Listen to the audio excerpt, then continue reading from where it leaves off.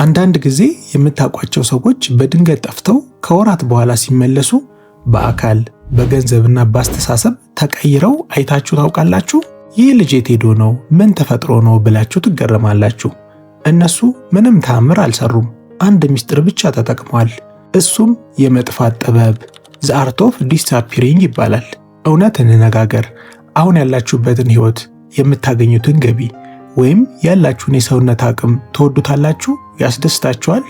መልሳችሁ አይደለም ከሆነ ይህን ለማስተካከል ጫጫታ በበዛበት ዓለም ውስጥ እየኖራችሁ መቼም አይሳካላችሁም። እባብ ቆዳውን ለመቀየር ወደ ጫካ ገብቶ እንደሚደበቅ ሁሉ እናንተም ማንነታችሁን ለመቀየር ለተወሰነ ጊዜ መጥፋት አለባችሁ። እንኳን ወደ ሊዮ ቼንጅ በሰላም መጣችሁልኝ። እኔ ሊዮ ነኝ።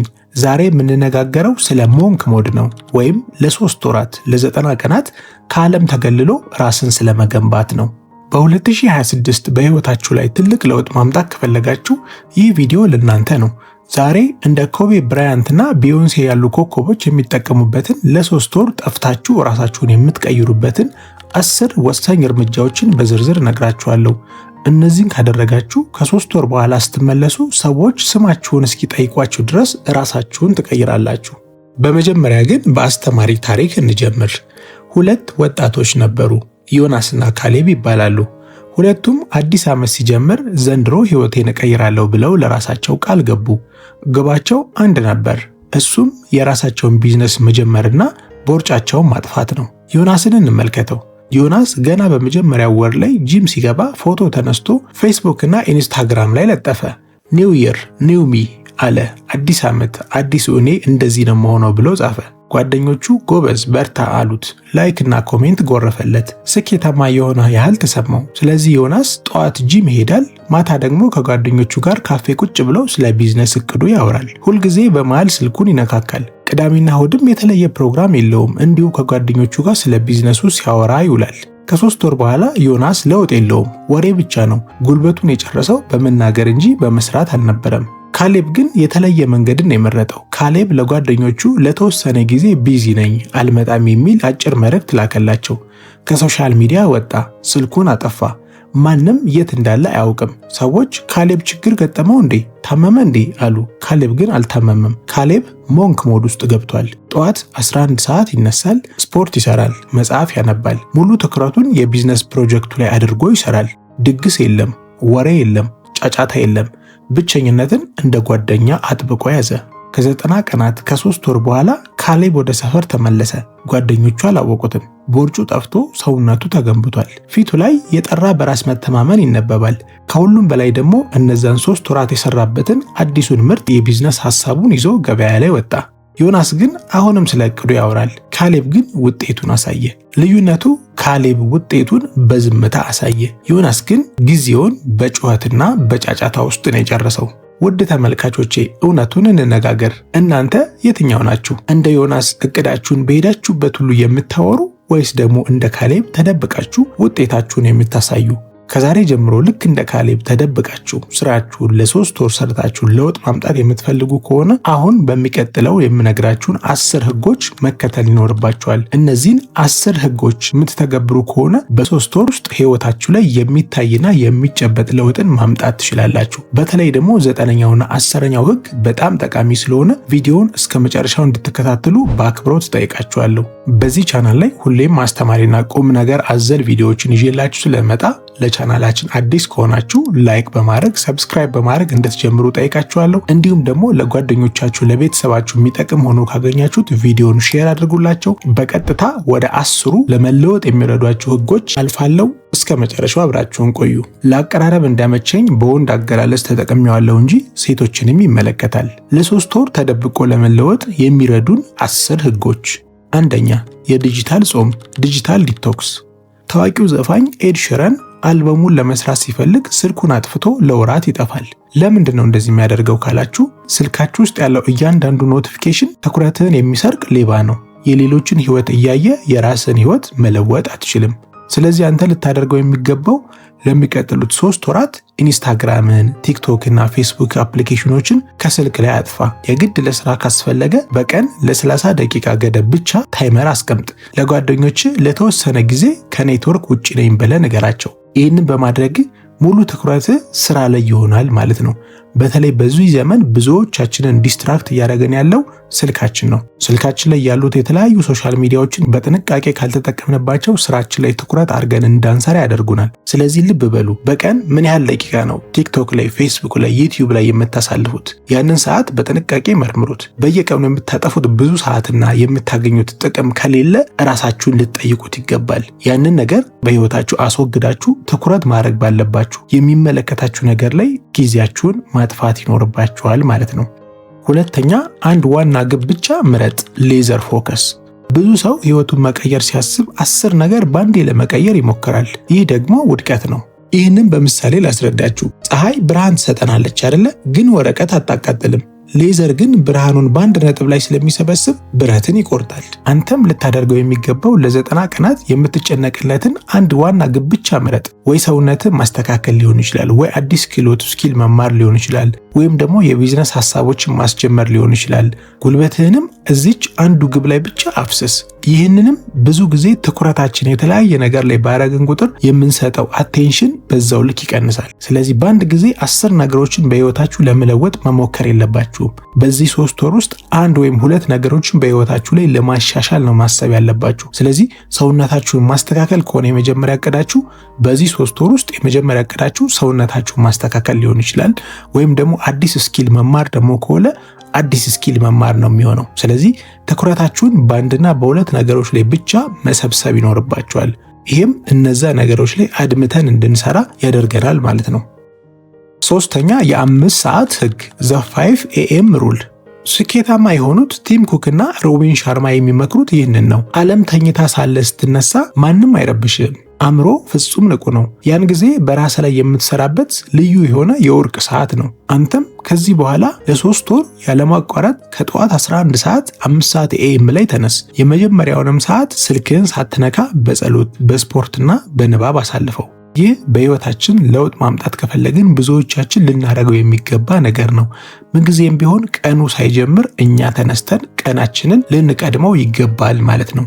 ትላንትና እንኳን ዶንኪ ቲዩብ ላይ የሰንሻይን ባለቤት ሳሙኤልን ታውቁታላችሁ ብዬ አስባለሁ። ያላወቃችሁት ደግሞ ገብታችሁ ዶንኪ ቲዩብ ላይ የተለቀቀውን ቪዲዮ ይህንን እጋብዛችኋለሁ። እሱ ስኬታማ ለመሆን ከረዳው አንዱ ነገር ውስጥ ሲናገር ሁል ጊዜ 11 ሰዓት ነው የምንነሳው ሲል ሰምቻለሁ። ስለዚህ እናንተም ስኬታማ ለመሆን ከፈለጋችሁ ቀናችሁን ልትቀድሙት ይገባል። አንደኛ፣ በዛ ሰዓት ስትነሱ ዓለም በተኛችበት ሰዓት የምታደርጉት ነገር ፍሬያማ ይሆናል። ለዚህ ነው ልክ ጠዋት እንደተነሳችሁ ስልካችሁን የመጀመሪያ አትንኩ የሚባለው። ምክንያቱም አይምሯችን በዛ ሰዓት በጣም ንቁ ነው። በዛ ሰዓት በምንነሳ ሰዓት ማድረግ ያለብን በቀናችን ውስጥ ልናደርገው የምናስባቸውን በጣም ጠቃሚ ነገሮችን ማሰብ ሊሆን ይችላል፣ መጽሐፍትን ማንበብ ሊሆን ይችላል። በህይወታችን ላይ አንድ ስቴፕ ከፍ ሊያደርግልን የሚችል ነገር ነው ማድረግ ያለብን እንጂ ስልካችንን ከፍተን የማንንም ወሬና አሉባልታ በማየት ያንን ምርጥ የሆነውን የአይምሯችንን ሰዓት ማባከን አይጠበቅብንም ማለት ነው።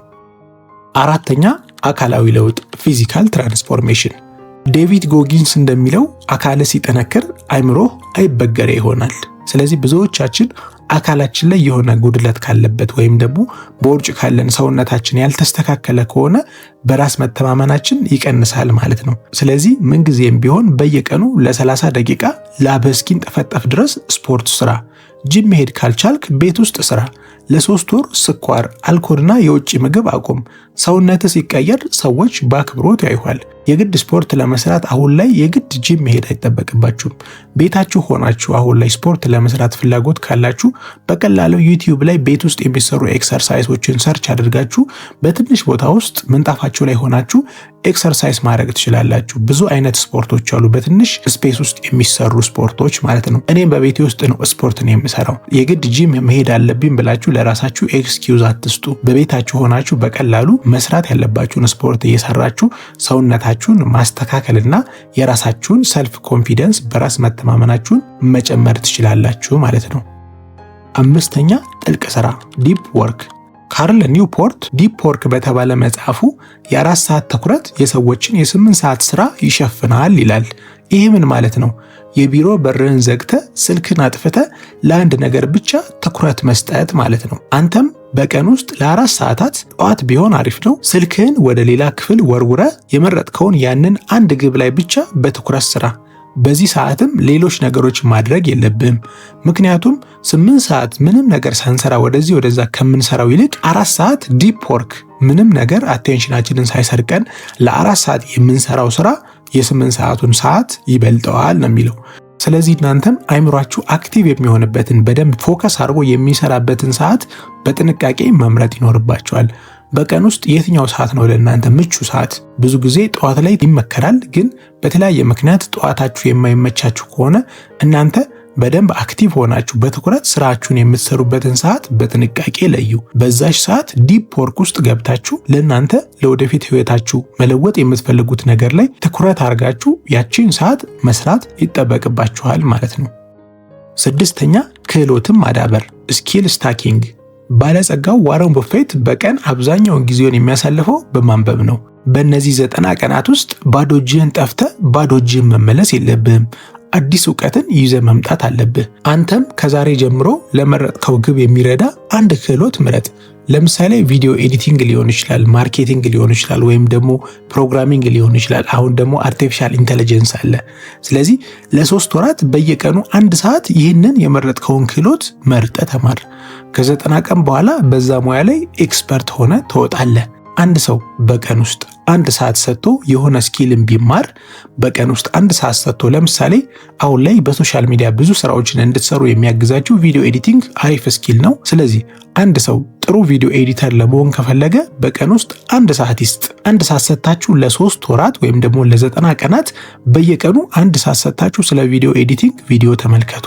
ከዛም በኋላ ደግሞ ስለ ቪዲዮ ኤዲቲንግ ፕራክቲስ ያደረጋችሁ ራሳችሁ ቪዲዮ ኤዲት ያደረጋችሁ ከ90 ቀን በኋላ በዛ ሙያ ፐርፌክት ባትሆኑም መካከለኛ ደረጃ ላይ ትደርሳላችሁ ማለት ነው። ስለዚህ ይህንንም ለሁላችሁም ቻሌንጅ ልሰጣችሁ ፈልጋለሁ። ለሚቀጥሉት 3 ወራት ውስጥ በምን ጉዳይ ላይ ነው ጎበዝ መሆን የምትፈልጉት? ቪዲዮ ኤዲቲንግ አንድ ምሳሌ ነው። ሌላ እናንተን ኢንተረስትድ የሚያደርጋችሁ ነገር ምንድን ነው? ስለ ማርኬቲንግ ማወቅ ሊሆን ይችላል፣ ፕሮግራሚንግ መማር ሊሆን ይችላል፣ አርቲፊሻል ኢንተለጀንስን ማወቅ ሊሆን ይችላል። የተለያዩ አይነት ስኪሎች አሉ።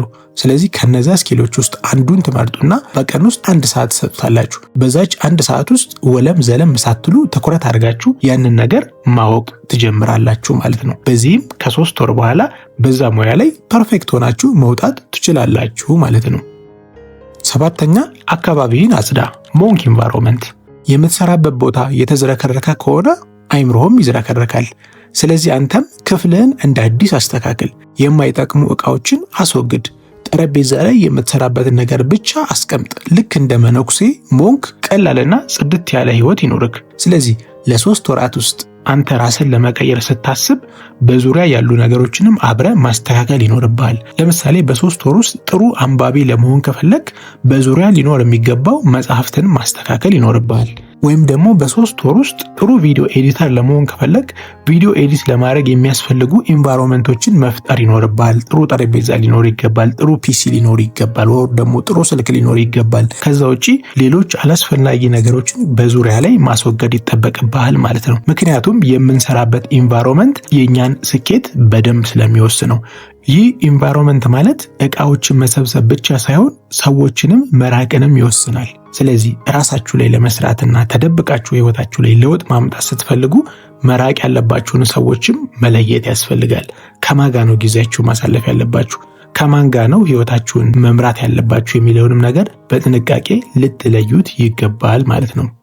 8ኛ አይሆንም የማለት ጥበብ ዘ ፓወር ኦፍ ኖ። ስቲቭ ጆብስ ስኬት ማለት ለ1000 ጥሩ ሐሳቦች አይሆንም ማለት ነው ይላል። ለምን? በዚህ በ3 ወር ጊዜ ውስጥ ብዙ ፈተና ይመጣብናል። ጓደኞች እንዝናና ይሉሃል፣ ሰርግ ይኖራል፣ ድግስ ይኖራል፣ ብዙ ፕሮግራሞች ይኖራል። ስለዚህ አንተ ጨካኝ መሆን ይኖርብሃል። ግብህን ለማያሳኩ ነገሮች በሙሉ አይሆንም፣ አይመቸኝም በል።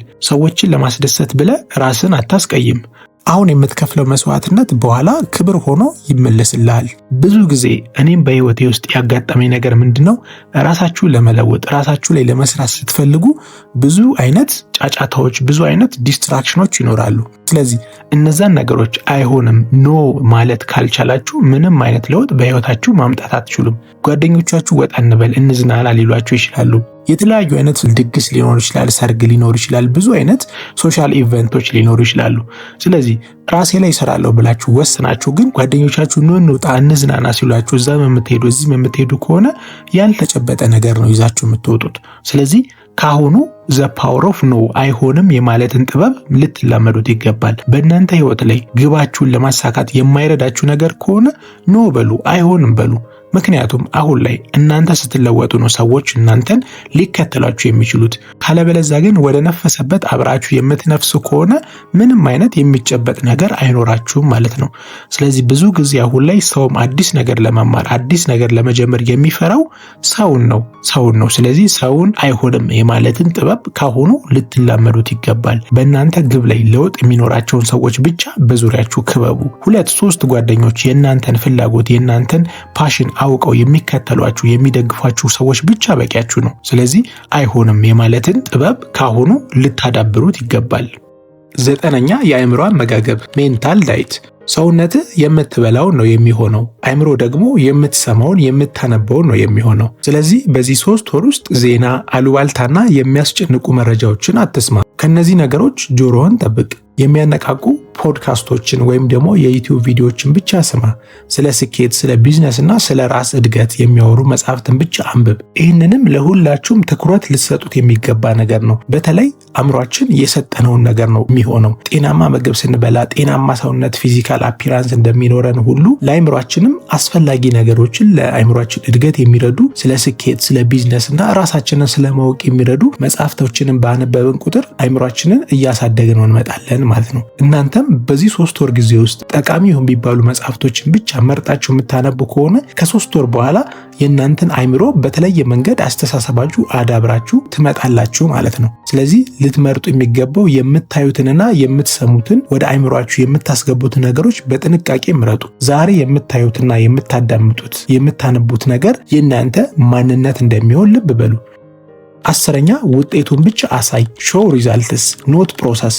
ይህ የመጨረሻውና ወሳኙ ህግ ነው። ሙቭ ኢን ሳይለንስ ኦንሊ ስፒክ ዌን ኢት ኢዝ ታይም ቱ ሴይ ቼክሜት። ይሄ ምንድነው? ልክ እንደ ዮናስ ስለ እቅዳችሁ ዝም ብላችሁ ማውራት አይጠበቅባችሁም። ስለ እቅዳችሁ ባወራችሁ ቁጥር አእምሯችሁ ስራውን እንደሰራ አድርጎ ነው የሚቆጥረው። ስለዚህ አንድን ነገር ዝም ብላችሁ ማውራት አይጠበቅባችሁም። ለምንም ነገር ፎቶ አትለጥፍ። የሰራው ነው ብለህ አታውራ። ዝም ብለህ ስራህን ስራ። ከ3 ወር በኋላ ውጤትን ይዘህ ስትመጣ ውጤትህ በራሱ ጮሆ ይናገርልሃል። ተደብቃችሁ ስራችሁን ስሩ፣ ውጤታችሁም ይናገርላችሁ የሚባል ትልቅ ህግ አለ። ይሄ በጣም ጠቃሚ ነገር ነው። አንድ ነገር ለማድረግ ስትወስኑ እንዲያረጋለሁ እንዲሰራለሁ ብላችሁ ማውራታችሁ ምንም ለውጥ እንደማያመጣላችሁ ልትረዱ ይገባል።